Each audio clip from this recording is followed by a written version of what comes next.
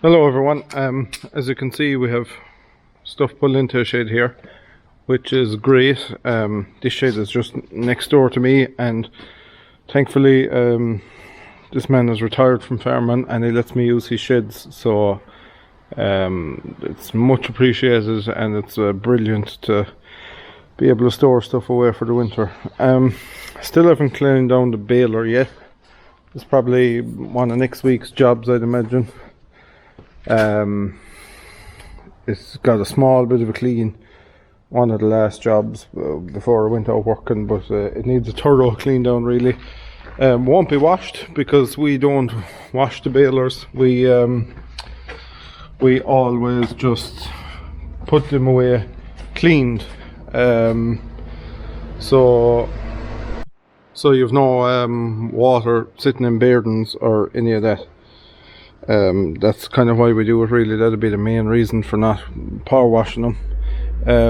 Might power wash them before they go out in the springtime, but never really power wash them before they go working, or sorry, before they're put into storage. This will be the first year since we started that we won't be facing a substantial amount of maintenance to do to a baler, and to me that is worth an awful lot.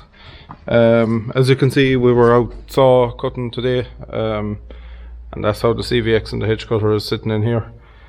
So I have the 3 tractors stored here. I have another shed just next door there, and there's a few more bits and pieces packed in there, so when I'm finished talking here I'll show you that shed. It's just so handy to just be able to keep stuff dry, because obviously there's supposed to be a storm this weekend, so it's brilliant to be able to keep them inside. So across the way there as well we have another small little shed, and we're able to keep the power hair around the cedar in there, which is obviously vital that it's kept dry. But yeah, I will go up to the other shed and I'll show you what's there, and that'll probably conclude this one. So we'll talk to you there again in a few minutes. Okay, so this is the last part of the yard tour, I suppose you would call it. Again, this isn't my shed, this is a shed kindly I'm able to park my machinery in, and much appreciated for that as well. But anyway, here is the 6290 Massey. This tractor is the year 2000, and it has 12,000 hours on it, I think.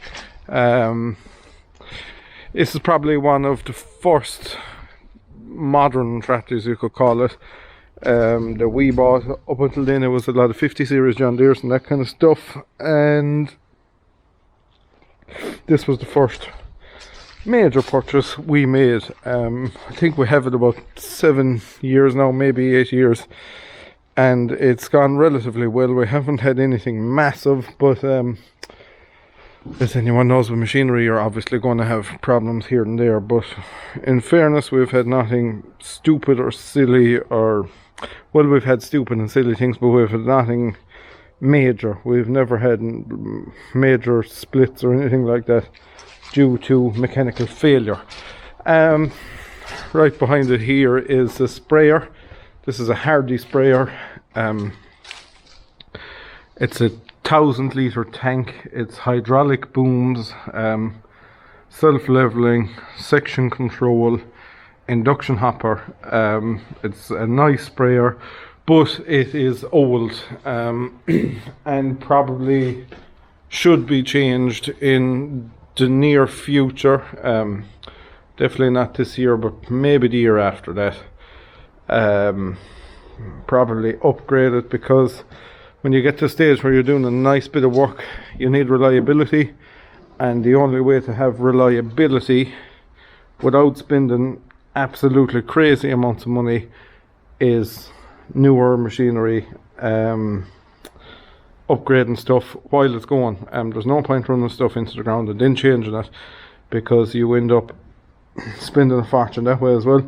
If you can keep good machinery and change it every 5 years, 10 years, you will your financial repayments will stay relatively the same across the board. Whereas if you try maintaining old stuff, it actually works out dearer than buying modern stuff, which is hard to believe, but I've been there, done that, have the t-shirt. It's a lot cheaper, make repayments at the time of the year that suits you than paying massive repair bills at times of the year that don't suit you. So in that sense, it's cheaper to keep fresh machinery than maintain old stuff in our situation. You all know this tractor, you've seen a good bit of it, and here you have the Volvo, you've seen a good bit of that as well. There's actually stuff came for that tractor that I'm going to show you now in a minute. When I finish looking around this shed, that'll be the last part of this video. So you've seen the plough as well. That plough was used there in the video a couple of weeks ago, and there it is now, sitting in its home for the winter. The boards are greased and stuff to stop them rusting. And it won't be long now again, I suppose, before that's used, as time is moving away fairly rapidly. That's also a log splitter we made several years ago, I would say 6 years ago. Actually, some of that was welded with a rod welder, and more of it was welded with a MIG welder, so that's a good bit ago, because obviously we got a MIG welder in the process of making it. There's a selection of tyres there that have been taken off and are of no longer of use, cut and worn and stuff like that. That tyre is actually good, and that's a rim off of the Massey. We changed to solid rims there a couple of years ago because we had big problems cracking from stacking the bales, so we went to solid rims and that cured that problem. There's the scrap 2900 rake. There is not very much left of it there now, but you'd be surprised what you'd poke off it the day you're stuck. So I'm going to go down and I'm going to show you what came for the CVX 130, and you'll see that there in a few minutes. So I'll walk down to another shed and I'll show you what came for it. As you can see, this is what came for the tractor. Fairly decent tyres in fairness. The fronts wouldn't be as meaty as them, but definitely enough grip on them nonetheless to last a long time. They're Trelleborgs. We've always got on well with Trelleborg tyres. We never bought new Trelleborgs, but we've had 3 sets of second-hand Trelleborgs, I'd say. Definitely a good tyre, really good on traction. That'd be what I like most about the Trelleborg, is they're phenomenal to grip. I think people have issues with sidewalls cracking in them from time to time, but I don't think these ones should be too bad, because they're modern tyres and they're also the 800 range, opposed to a lot of them out there are the 700 range. So hopefully they'll do fairly well for us. So the plan would be next week to stick the we'll paint the rims, and we'll probably leave the tyres that are on it while we're painting the rims, because they're rotten anyway. So we'll stick them tyres on once we have the rims painted, and that's what's coming up next. We also got a set of weights for it, proper case weights, and I'll show you a bit of a tutorial on how much I know about spray painting. I'm not an expert, but be a bit of an interesting video to show people how the basics of using a spray gun, mixing your paint and all that kind of stuff. So that's to come up next week. This more or less concludes this video. Like I said, next week we'll hopefully get stuck into the painting the wheels and the weights, and we'll give you a small bit of a talk through that. So that's all of that. Thanks very much for watching, and we'll see you for the next video.